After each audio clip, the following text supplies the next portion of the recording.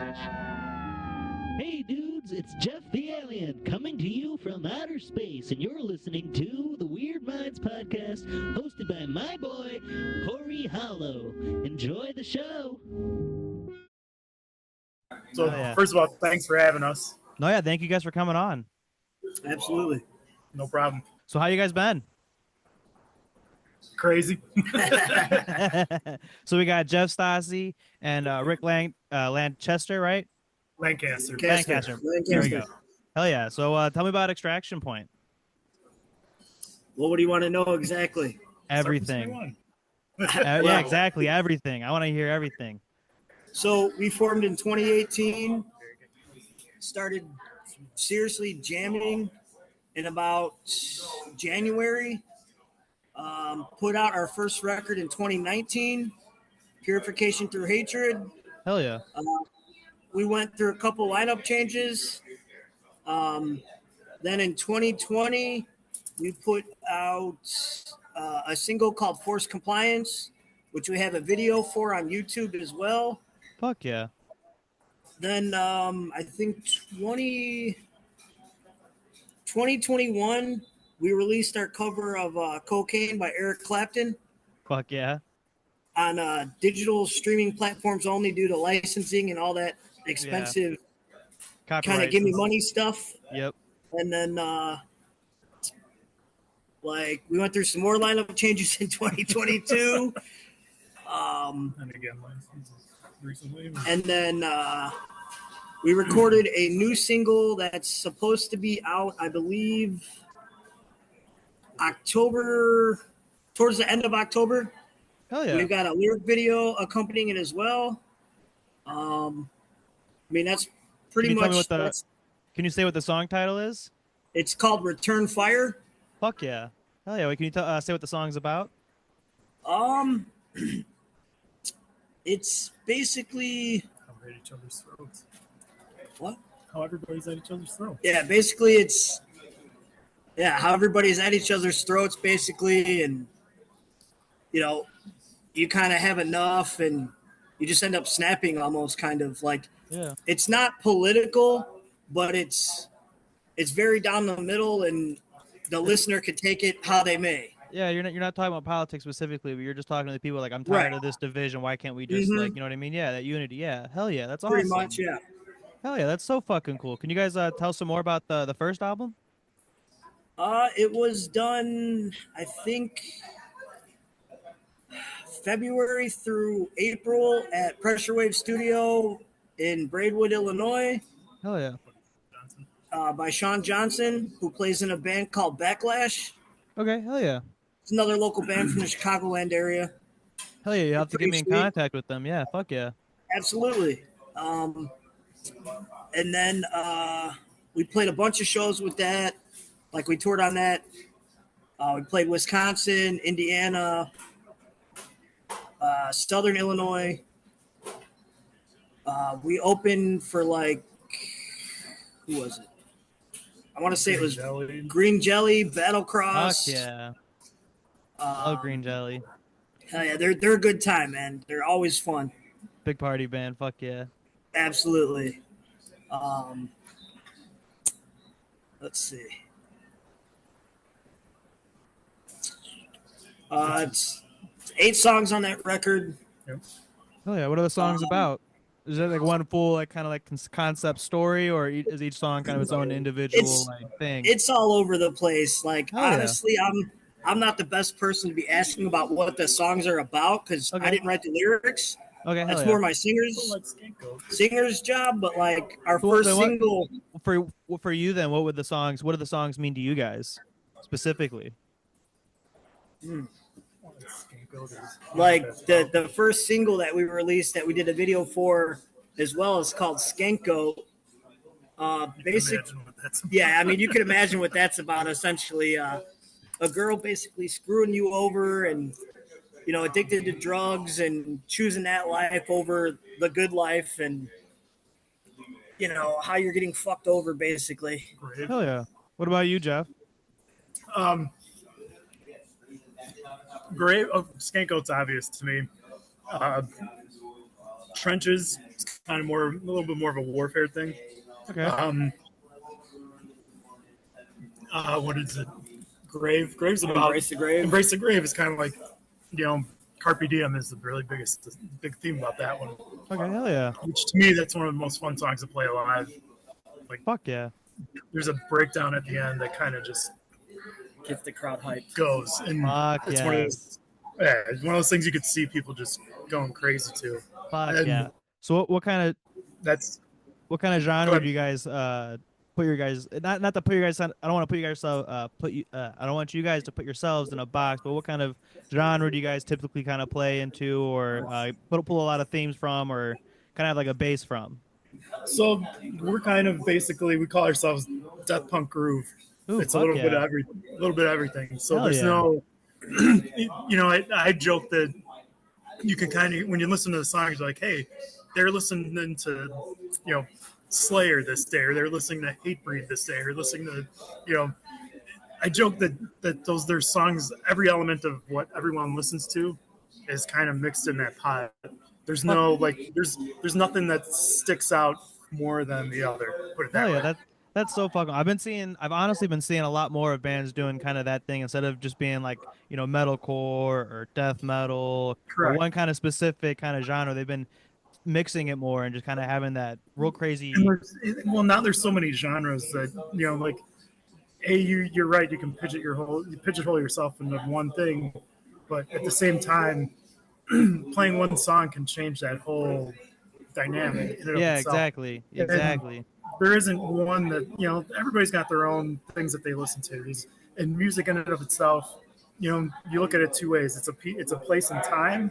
Like you'll remember, like you hear a song and you remember it, but also it's your reaction. Like what makes you like want to go like Tarzan and everything else. Everybody's got a different song that does that. Hell yeah. And we don't pigeonhole ourselves, I feel, and it's a wide variety of influences that both of us have. So you guys, hell yeah. So you guys been like kind of the core members since the beginning then? Not really. Me and the singer are the only original members left from the original inception of the band. Hell yeah. So then, who typically starts the writing process for you guys? Well, that first album, it was basically me and our old drummer pretty much wrote a good 85% of the songs that are on that album. And then when we got other members, they contributed here and there, little things, and they got their credit where, they wrote stuff. And as far as like the next single, Force Compliance, is pretty much me, the drummer, and the guitar player, the other guitar player, not Jeff, the other guy. Like I said, there's been a couple handfuls of member changes over the years due to, personal conflicts, direction, musical, etc., family life, etc. Totally get you. That's what's been holding my band back with a lot of a lot of recording and writing is we've had a lot of our main members that we needed for writing, like bass and our rhythm guitar. We lost them for so long, and so we've been just kind of like, we got all the lead and drums and a shit ton of lyrics written, but fuck. It happens, man. That's the way it goes. Yeah.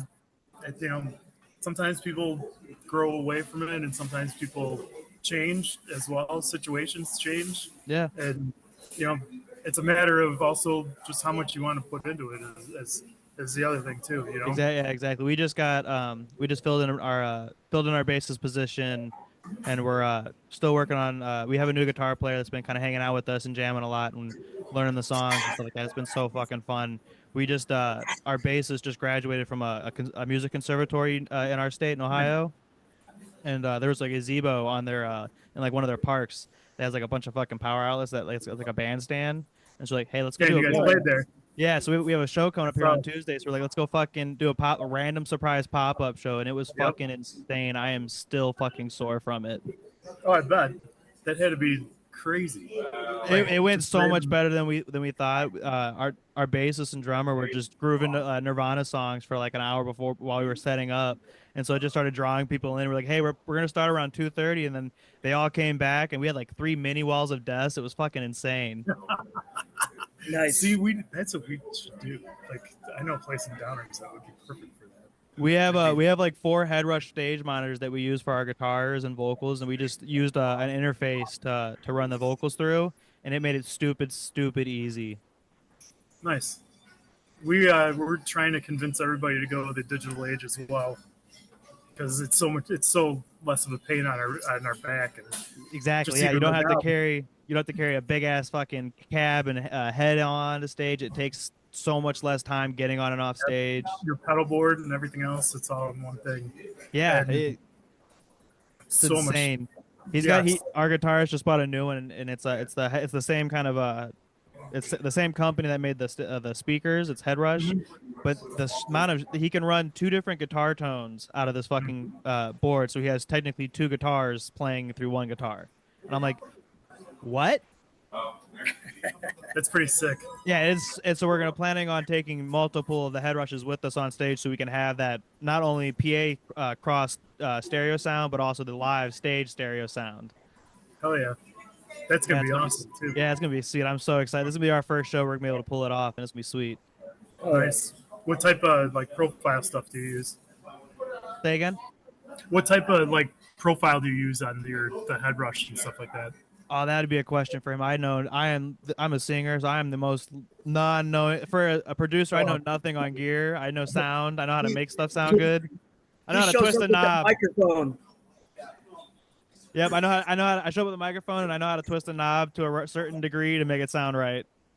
Understandable.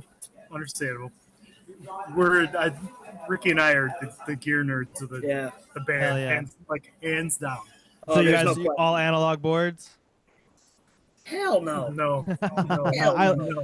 As much as I do will support digital, I do still have a love for analog pedals. Me and our drummer have a massive collection we've kind of built together of different Russian big muffs, a bunch of other shit. We have this Russian distortion pedal that's a clone of Eddie's guitar tone in a pedal. Those are awesome. I know what yes. And that stuff is great, but to me, just taking it back and forth, half of what we were doing today was taking stuff from our practice spot with I've got, three or four 4x12 cabinets that I've accumulated over time. And it's we don't need them no more. Why? My back, my kids don't even help me move that stuff. They know better. You're no. They're just lazy. They're just lazy. It just being typical kids. Yeah, but it's not easy going down the 30-something stairs with that huge thing. Oh yeah. There's a venue close to my house that's called Maple Grove Tavern, and to get into the actual venue space, it goes straight into a staircase that's 25 stairs high, and so it's the most, even with our small kind of setup with just the stage monitors, tedious, probably. The drums and the merch box and all that shit is so painstaking because you're just I just got off of work and I'm exhausted. Sorry, waitress came by. Oh, you're all good. Right? All good. No, so I'm exhausted. We're all exhausted. We just got off of work and now we got to climb these 25 stairs carrying all this gear. Yeah. I'm we have too many guitars. We have a 9 guitar boat we bring with us because we instead of changing tunes, we just have 5 guitars for each tune. Wow. We at the most bring 3, maybe 4. Well, 3, but I should probably start bringing a second one now.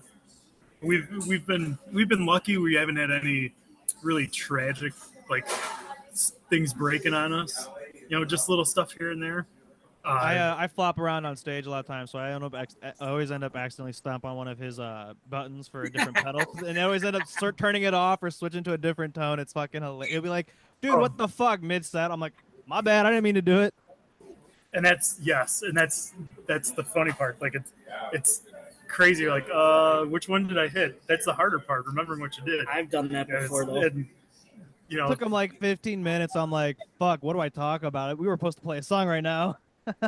and that's the hard part. But if you're local and there's people that that are supporting you and out, you can always talk about stuff. I always feel you can always be well, here there's this, here there's that. Yeah, I agree. Yeah, doing the podcast definitely helps kind of give me that. If I really need something to pull back to talk about, I can always pull back on the podcast and start pulling that out on stages. I'm sending the links right now to some of the people because I got a couple people asking, so I'm like, oh, here you go. Hell yeah. And so the more the better, I always feel. I know some of the stuff. Appreciate it so much. Thank you.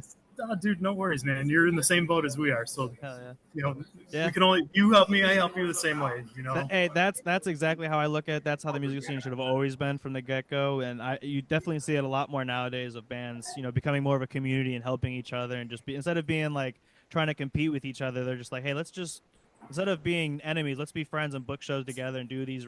We have a lot of bands lately been doing these random pop-up shows and like shutting down Taco Bells. That's what's up. Yeah, they've been insane. Yeah, it's been insane. So like, it's been so fucking cool watching like the scene here like blow up and become this one like big massive family. Has it been the same for you guys out in Chicago?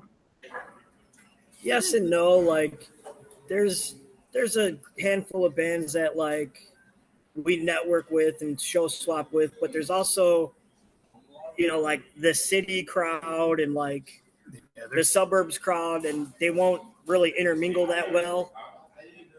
Like, Gotcha. Oh, that's too far to drive, or I'm not driving to the city kind of thing. But it's like, man, we're both homies. Like, we're both trying to do the same shit. Like, what's the issue? Yeah. No, I can see what you're saying. So how long have you guys been playing guitars, and what kind of got you guys into becoming musicians, or what got you, influenced with music? You're first on that one. Yeah. Pretty much both my uncles and my mom were in bands growing up, and just kind of always been around. What's that? What kind of music did they play? Oh, like 80s metal, like hard rock kind of stuff. Fuck yeah. Like they're playing all so originals. Cool. It was back in the heyday though, so like it was what was popular back then, That's so fucking cool. Like it's always been around my house, family, whatever, and you get the shitty beginner guitar when you're like 12 or something. A couple buddies get some shit, and we should start a band, and it kind of went from there. And here I am, 25 years later doing the same shit as I was doing when I was 15. Fuck yeah, that's awesome. Some people would say that's loser-ish, but I say it's consistent. That's dedication. Yeah, it's consistency. It's consistency. And dedication. That's dedication right there. Hell yeah. So, yeah. Well, I listened to some of your guys' stuff, and it sounds fucking amazing. I will say. Thank you. Well, we got new stuff coming. There's a new single that's going to hit pretty soon once it clears CD Baby and everything else. And then we're writing we've got one other song that's done that we're playing our show in, October 26th at Magoo's in Bedford Park. It's Hell Over Midway. It's got like 11 bands on it. Yeah, you guys are playing with the Bunny the Bear, right? Yes, correct. The Bunny the Bear, Casket Robbery, Convalescence. Matt's a good dude, man. I love those guys. It'll be fun, man. But we're gonna play a new song for that, and then we got another couple other songs in the pipeline. But the biggest thing is we're gonna take some time just to hammer all that stuff out, make sure we're all on the same page of where we want to go with the songs and how much we wanted to have backing for it. Because to me, as much as we could be a local band, I look at it as what will set us apart is having the backing to do it, being able to say like, well, here we've got 4 different kinds of shirts, you've got A, B, C, and D lined up. You can't always just put out a single and put out songs without having everything there. Yeah, exactly. In a sense, it's kind of like faking it till you make it. Yep. And shows out here, we don't make as much money as we want. We make the money off the merch. Yeah, exactly, dude. That's what being a band is nowadays. You're not a musician anymore. You're a glorified shirt salesman. Fact. Business associate is the wording I've been using. That sounds dirty, like a hooker. Well, they have classes for that. I'm just saying. So to me, that's part of also what and I am also, we also try to tend to think outside the box too.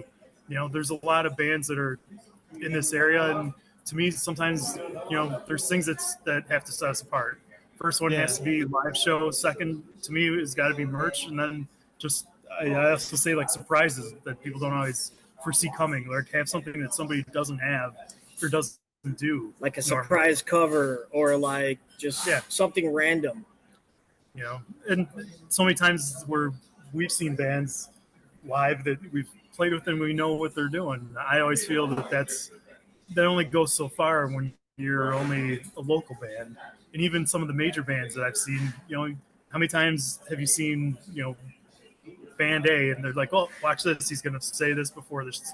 He always says this before they play the song. To me, I don't always look at that as like, you know, the greatest thing in the world. It seems very copy and paste, which I try not to. Metal and whatnot to me is not so much a copy and paste, like not just lifestyle, but music itself. Yeah, exactly. And we try to stay out of that. That's part of one of the things we like to do, you know? Yeah, that's so fucking cool. So for you, Jeff, how long have you been playing guitar and what kind of got you started? What was your kind of big influences? So I've been playing guitar probably since like 7th grade, 8th grade. When I was a kid, my mom bought us a piano, and we had a piano in our house, and in order to keep myself out of trouble, I was told to go take piano lessons. And so I wouldn't, you know, my mom was a school teacher, so she would teach summer schools and stuff like that. So to keep ourselves out of trouble, it was that. And then when I got older, 7th and 8th grade, and, you know, I'm older than probably all you guys. And for me, it was sort of like Metallica's Kill 'Em All, Arise from Sepultura, and then it got heavier than that for a while. And the guitar, you know, it started with that, and I'd play. There's times where, you know, I stopped for a little bit. When I was in high school, I was in a couple bands here and there, and later, once I, you know, got a big boy job, whatever you want to call it, that's when like buying real instruments and buying like, well, I've always wanted this amp, that type of thing came in. Hell yeah. As in terms of like guitar influences, there's a lot. I mean, I could sit here all day and talk about it. There's always the same, you know, it's like top 3 for everybody essentially. If you're in the metal, there's like the top 3 to 4 that is almost consistent with everybody. Correct. Yeah. I mean, you could say it. Yeah. I mean, it's Dime, Eddie, and Hetfield are usually the 3, and throw in Iommi here and there. But like I feel like I listen to some of the different stuff just because me being older, like I love listening to Rush. I could sit there and listen all day. Rush is one of my favorite bands. My dad grew up in the 80s, and so I grew up listening to Who, The Rush, Twisted Sister, Metallica, Megadeth, and Black Sabbath, Led Zeppelin. Oh yeah. So yeah, I know exactly what you're talking about. And stuff like that, like, you know, I don't think you'll ever see a cover of us doing, you know, Spirit of the Radio or anything like that. I don't know, man. But at the same time, you know, like I listen to Kiss, I listen to, you know, like everybody loves Van Halen. You know, I haven't heard anybody say, well, I hate the guy, you know, he sucked, whatever. No, that's not going to happen. But at the same time, like, there's guys out there like Alex Skolnick, testament, like just watching him play when he was young was so crazy, and seeing him now, even when he's older, everything else that he plays along with is awesome. Like another guy I love that people don't always think of is Billy Gibbons. That guy is ridiculous. Oh yeah, straight up ridiculous. And not everybody goes to see him play. Not everybody of what we listen to is like, oh yeah, like go listen to that guy play guitar. Close your eyes and tell me he's not good. You know, that's the thing. And to me, any musician is always a learning experience as well. You know, like you pick up something from somebody, and there's not many people that change the spectrum the whole playing. Yeah, the whole shift. Yeah, it's pretty much been pretty close. There's been maybe like 3, 4. Well, Hendrix, Iommi, Rhodes, Dime, Eddie. Yeah, that's about it. You know, and Cliff would change some shit. Cliff and with playing with bass, and to me, it's a matter of, you know, you see those influences when we write, when we have music, and they've had their own too. It's just a matter of how much you turn it up or whatever you want to call it. So you'd say these same guys were like a big influence in your writing too? Yeah, I joke it's whatever I'm listening to that week is really what it comes down to. Like, oh man, that was an awesome song. Oh, this is pretty ridiculous. You know, stuff like that, because you'll sit there and and practice it. And to me, practicing makes you better, makes you a better musician. Oh yeah, exactly. Yeah. Nobody's perfect. There's never going to be that, but it's the whole situation of like, I'm ready to rock and roll. Let's go. I can't remember the musician that said the quote, but he said, if you're not challenging yourself, you're not going to grow as a musician. And so that's what I've always tried to do. I always, like, with vocals wise, I'm always trying to check out different singers or vocalists and see what they're trying to do and trying to learn how they're doing their stuff to help improve what I'm trying to do, and then try to mix it and make my own. Who's your favorite, by the way? Guitarist or a vocalist? Vocal wise. Vocal wise, We'll do 3 because one's kind of tough. yeah. So it'd be like a mix. You put him on the spot. See what you did? I know what I did. No, because it's hard. It's hard for me because I don't. My favorite vocalists aren't like scream. I'm a scream. I do mix of clean and screams for my band, and so it's like I don't listen to too many like besides like Corey Taylor. Like he is one of my favorite like vocalists, but I like more of his clean stuff. Like when he was doing his like. Well, there's a huge difference between singers and people that scream. So that's gonna happen. Like so like for like me, like I would say my top 3 would be Corey Taylor on a softer side, and then I'm gonna get my drummer is gonna make fun of me so much for this. So the name is blanking me, but the vocalist of Led Zeppelin, Robert Plant. Robert Plant. Thank you so much. I'm gonna get so much shit for that. Oh yeah. And then I guess for like a big influence on the screams too would be like Randy Blythe of Lamb of God. Solid. Heck yeah. Then for guitar it would be Sinister Gates from Avenged Sevenfold. I just like I was watching like interviews from him, and his wife said that she's found him like several days where he's passed out his computer and she's trying to bring him coffee because his guitar in his lap and he's got some like Latin theory crazy fucking solo shit going on that he's trying to learn. And like, his dad was a teacher too. Yeah, my favorite thing. Me and my fiance were watching Jeff Dunham's one of his Christmas comedy specials last night, and his dad comes out on stage playing guitar, doing Ahmed's Christmas songs and shit. Oh yeah, well that's probably one of my favorite things that one of the shows I went to was when Jerry Cantrell brought his dad out for Rooster. Hell yeah! I can't imagine that. My family, my house wasn't very musical, like. A little bit here and there, but like I can't imagine like his dad like, come on dad, we're gonna go do this, like, and it's a song about him, and hell yeah, to me is what's crazy. But again, that's the beauty of music itself. My dad was definitely the big music side of my family, but he never like took me to like concerts. I always my buddies always kind of like, or people that I meet like within like the local metal scene, they're like, wait, you don't know any of these bands? Like, no, I grew up in like seeing cover bands at my campground because that's where we went all the time. We didn't go to see concerts. No one ever took me to like the local venue places. So I'm like, this is all brand. Like every time we meet someone new, I'm like, this is completely brand new to me, and so it's funny as hell. And but my what was I saying? My bad. I'm high as shit. I had where I was going with it, but I lost it. Concerts and like just going to shows. So my favorite concert I've ever seen was me and my buddy went to go see Tool last year at this big ass the basketball. Basically, it was like the basketball arena here in Cleveland. And my dad has passed a few years back, but it was I felt like I was kind of like back in my dad's days because this old dude came up behind us who's like, hey, you guys want to smoke a joint? And I'm like, fuck yeah, I fucking do. Smoke a joint with some old dude while watching Tool. Fucking hell, fucking yeah. Don't get any better than this. Yeah, exactly. So it was like, that's been like probably one of my favorite fucking shows ever was seeing Tool. It was an insane experience. So one of our favorite shows, and me and him went to it. It was going to Cleveland. This is gonna be great. That kind of reaction.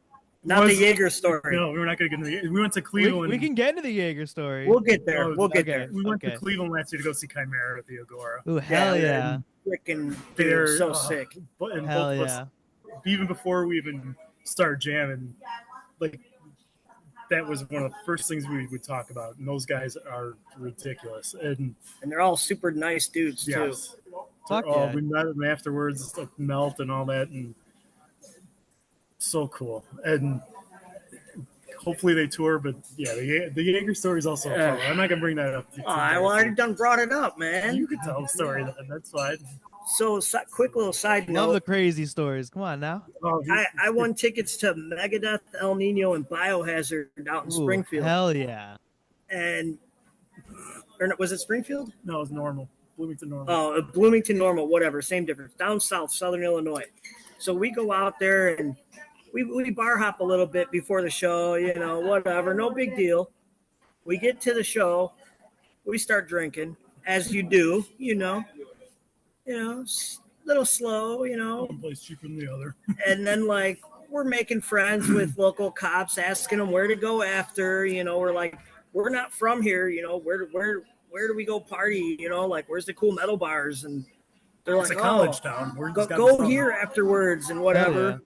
Yeah. So we're sitting there, hanging out, bullshitting with the cops. And this was on actually like Metal Sucks or Metal Blabbermouth. Injection or whatever. Fuck yeah. Some Blabbermouth, too. Or Blabbermouth. That's so fucking cool. Some dude got thrown out. And security, I don't remember the exact story. They kicked him out. They kicked him out and he came back in and then Dave Mustaine kicked him out or something. But this dude was so messed up. He was fighting with the cops that we made friends with. So we're up there drinking our beer. And then we see cops gloving up and starting to swarm this dude. And they lit him up like a fucking Christmas tree with the fucking taser and stun gun. It was crazy. Well, he was asking for it. He was asking for it. He's like, come on, hit me. Yeah. And they're like, no. They're like, no. And you got to do it. He provoked them. And so then the cops get food and we're still standing there. And they're like, hey, you guys want a pizza? They got the guy on the ground just hazing. Hey, can someone go get me a pizza? Well, they had it catered in from wherever. And they're like, hey, we all ate. Do you guys want this? Holding the dude at taser gunpoint. Waitress comes up. Here's your pizzas, guys. That's pretty awesome. Close. Pretty close to that. That's pretty awesome. Similar. So then we're still talking with them, and we're like, hey, what's the name of that bar again? So we go bar hopping after the show, and we walk into the one bar, and he's like, oh, you're doing a shot of Jaeger. And I'm like, nah, dude, I'm good, man.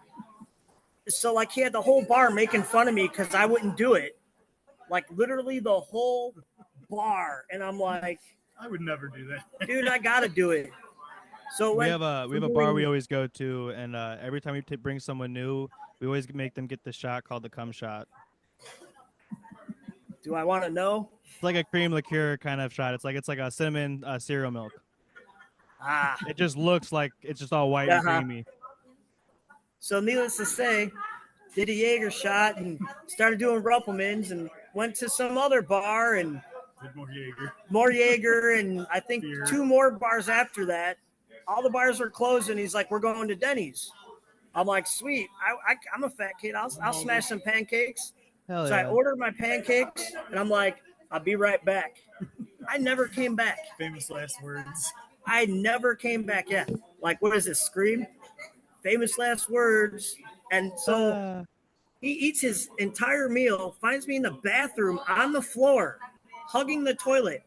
I, however, did not puke yet. Yeah. I was just not feeling really well. So he goes back out, pays the check, kicks me, wakes me up. As soon as I wake up, he goes to take me out of the bathroom, and I just puke all in the sink. Turn on the faucet, and Did you at least rally? Did you rally? Oh wait. So then he takes me out. He sets me outside. He's like, "Don't go anywhere." So I curl up by the newspaper machines, looking like the dude from Back to the Future, and I puke there too. And he comes out. He's like, "Dude, are you serious again?" And I'm like, "Yeah, dude. I don't feel good. Let's go home." So we get to his house. It's 5 a.m. That was 4:30 because I had to work at 5:30. Or whatever. His wife comes out to walk the dog, and she's like, "What the hell are you doing?" He's like, "He's drunk. He can't leave." So needless to say, yeah, Jaeger was not my friend. But it was a good time. El Nino was awesome. Biohazard ruled. Megadeth, was Megadeth. Sounds like the whole night was fun. It was. The next day of recovery was not, however, but I bet. you know, I had to work the next day. That was You guys, I you guys don't- like EDM at all? EDM. it's been a while. Yeah, like the kind of like rave music. Yeah, I just worked. There's a big EDM fest in Chicago called like North Coast, Hell yeah. and I guess like Marshmello played like the Saturday night, and I worked security for the after party, so like got to see a couple people that I couldn't even remember, don't even know who they are, but it was a good time. Needless to say, like people were all high as shit on all kinds of drugs, having a good time, and there's really no bullshit, no nothing. Everyone's just a big love fest, basically. It's kind of cool. Back when I was living in Washington, like Seattle, Washington, me and my buddy went to this big ass fucking rave on like the ledge of this canyon, and it was kind of like what you like same thing. Like it was just big, massive, peace and love fest. And the first night went great, drinking, but we were in the military, so we couldn't get high, but we could smell it everywhere. And so we were just kind of getting like a secondhand high, but we were just getting hammered off our asses. Second night comes, and it was we got there the last 2 nights. So the second night we were there, I got so drunk. But then I met there's this artist named Selvin King who kind of does like a metal, like rave kind of EDM kind of style mix. And I remember the first half of his set. And it was like he was playing some like Slipknot remixes and shit like that. It was dope as hell. I was moshing. And the next thing I know, I am getting pulled out of a tree by the fucking cops. And it's like 3 in the fucking morning. I'm like, I guess I was like a mile or two off the fucking like festival site. And the cops are like, "Where are you supposed to be?" I was like, "The campgrounds." Right I was like, "The campgrounds." I'm like, "Where the fuck am I?" And so they drive me around. Thank God I had my military ID on me, so they kind of just like let me go. And from what I read, that I guess apparently, like, I think the laws are there that if it's the kind of like one of those kind of events going on, if you're found really fucked up, they can't like take you to jail or anything. They can't like put anything against you because like they just have to help you kind of thing. So luckily they took me back to the campgrounds, but it was the wrong campgrounds. Campgrounds I was supposed to be in wasn't like a 2-hour walk away. And so it's like 2 in the morning. I'm hammered, and I'm pretty sure someone drugged me because I don't remember after that first couple songs that dude said, I don't remember a single fucking thing, and I didn't have a drink in my hand during like, the beginning of the stage set. So I'm pretty sure someone drugged me. So I'm disoriented. It's like 3 in the morning. I'm like, where the fuck am I? Mid almost panic attack. And I'm just like, I'll follow this crowd, and thank fucking God that it got me back to where I was supposed to be. And I got back to my campsite at like 4 in the fucking morning. My buddy was like, dude, where the fuck did you go? I was like, I went to go find my friend. I went on an adventure. Pretty much. Oh God. Hell yeah. Oh, that had to be rough. The next morning, we had to drive back, and it was the worst 2-hour drive back. It was probably had a bad drive. The post Megadeth drive. Yeah. Okay. What? Nah, one of the better drives though was when we played Dime Stock. Oh yeah. Oh, that's so much fun. Our buddies in Squidhammer throw like this annual like basically like celebration of Dime and like Pantera and stuff right around his birthday or as close as it can be to his birthday. And like we go out there Friday night, set up camp. Sorry about that. Needless to say, we have this sticker that says, "The more you drink, the less we stink." It's kind of funny. Some people don't like it. Some people think it's dumb. That's awesome. I love it. But when you hand it out to people and they read it, they're like, "Oh, this is awesome. I'm going to keep this." So Friday night we get there, we're watching bands, and I just learned how to make a pineapple cake upside down shot. Yes. So we went through a bottle of vodka probably in about 10 minutes. And we were all wasted, and we woke up the next day, the day we had to play. And it was like 7:30 in the morning, and it was already like 95 degrees. No shade. It was really bad. That's the worst. Needless to say, it was still a pretty good time of hanging out, seeing a bunch of cool bands, meeting new people, networking. You know, it was pretty much an all-day party, all-night party. Hell and, yeah. You know, that's kind of what we're about. Like, we learned our drummer Justin is a master chef. Yeah, our drummer Justin is like, hey, I need steaks. Yeah. I need vegetables. Here's a list of stuff. It was like That's always one good thing to have with a member in a band is one of them being able to be a good chef. Yeah, he cooked up be great some. on tours. Yes. He could make money. Yes. Selling tacos or whatever. Yes. Like 100%. Like. Oh yeah. The steaks we had were freaking phenomenal. Yeah. So like. with plastic. Yeah, we're eating gourmet food with like plastic forks in the middle of a friggin' field. It was awesome. Hell yeah. I went to Incarceration Music. You ever heard of it? Incarceration? Me and my fiance went to this summer, and the first day of the music festival, I thought it'd be a fun idea to take 5 grams of mushrooms. And it's kind of like how you're talking. It was 100 and some degrees outside, and I had like a total panic attack because when they first started kicking, I was like, "Oh fuck, I gotta take a shit." And so I've been stuck in a porta potty, and I'm like, "Fuck, it's hot." The fucking walls are kind of moving in on me. I'm like, "I gotta get the fuck out of here." So I'm like, "All right, babe, I gotta go lay down. Like, we need to go to the hill and just like listen to the music and just lay down for a little bit." So she's kind of mad at me, so I'm like, "Fuck." I lay down. I passed out for like an hour, but I'm baking in like 102 heat and just black shirt, black shorts. So I end up having heat stroke, and I'm like kind of like losing my shit for a little bit when I wake up, because when I was sleeping, I thought I was back in my house staring out my back window into my backyard. And so I woke up in this massive crowd of like hundreds of thousands of people. I'm like, fuck, where the fuck am I? And so I'm like, holy fucking shit. I'm like sweating my ass off. I'm like feeling really cold, but I can like feel the heat at the same time. So I'm like, what the fuck is going on?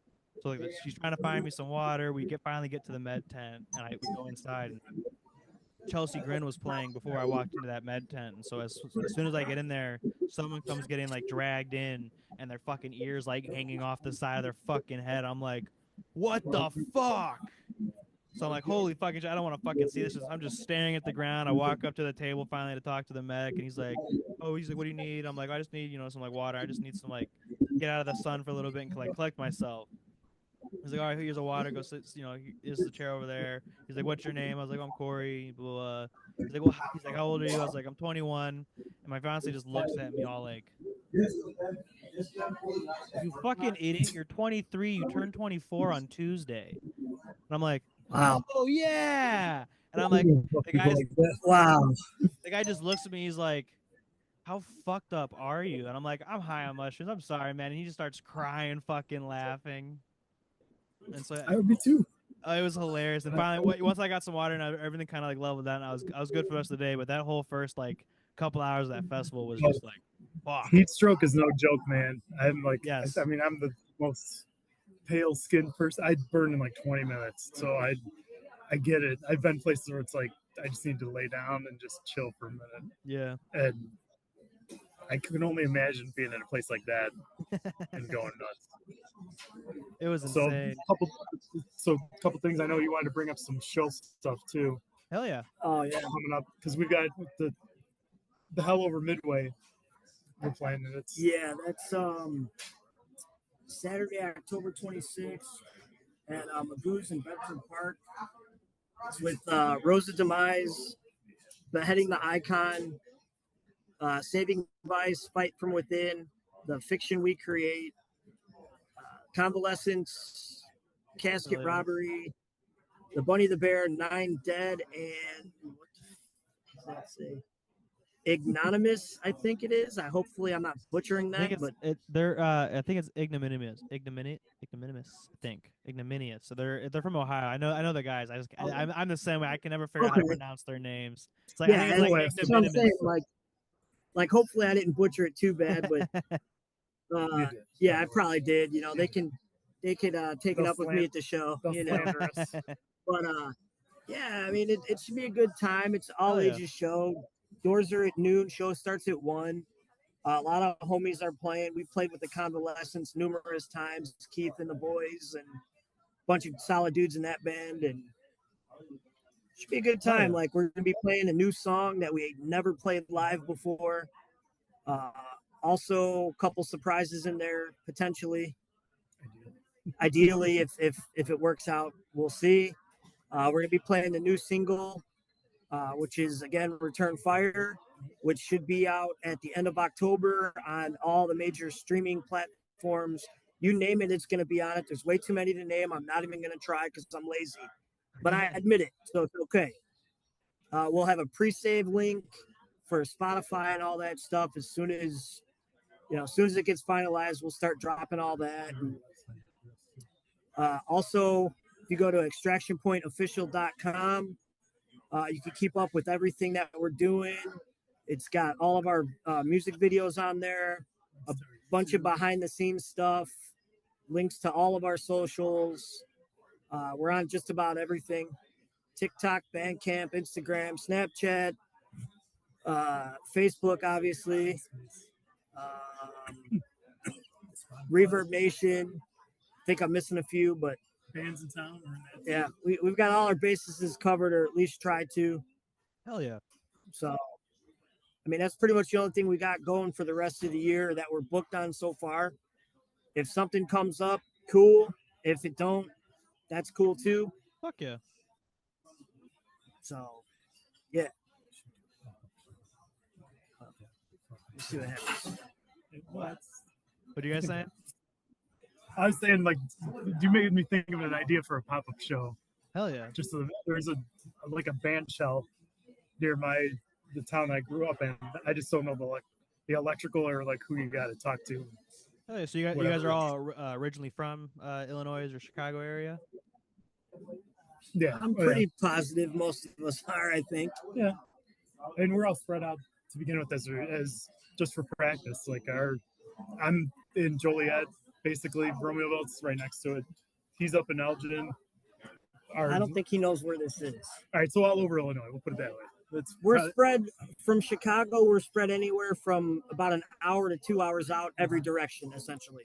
Yeah. Hell yeah. Would be a good way to put it. Yeah, correct. Yeah. How'd you guys end up all meeting? I know you guys said there's Funnily been a few enough, member changes, so yeah. Like I knew the original drummer for years. We were in another band together probably 15 years ago. And like that didn't pan out. And then I jumped around to a couple other bands here and there, playing bass, playing guitar. And then kind of stepped away from music for a little while for some medical issues. And then I hit my old drummer up and was like, hey, man, we should jam again. And we kind of rekindled everything and met people from going to shows. Oh, this guy plays, oh, we'll come out, jam, grab a 6-pack, let's see what's up, see if we gel. And kind of the age old, oh, you like that band? I like that band too. Oh, you play? I do too. Yes, that's how you talk.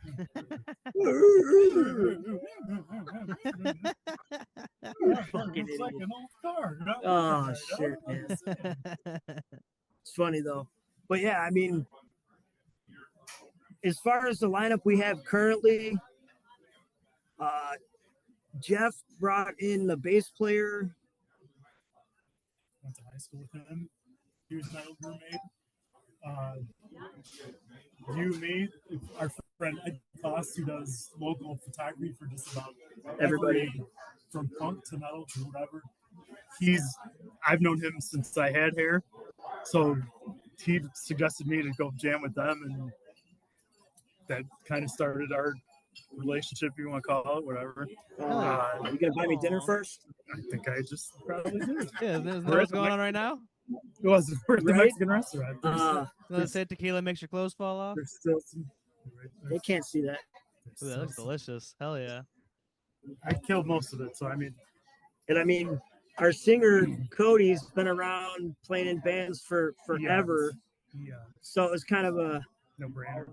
I actually stole him from his other band at a show he was playing. I'm like, hey, I'm putting this together. You should come jam. And he's like, okay, cool. So he got on board. And our drummer is friends with our singer.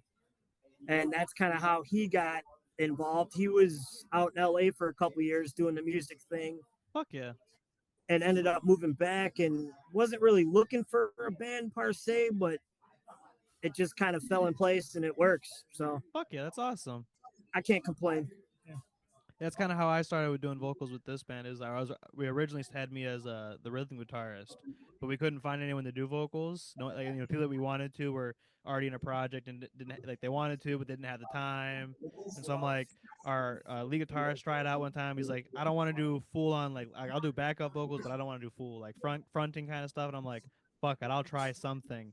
And then just started screaming at practice and like, all right, fuck it, this works, let's go. It worked. That's awesome. Hell yeah. Well, thank you guys so much for coming on. Shout out your guys' socials again.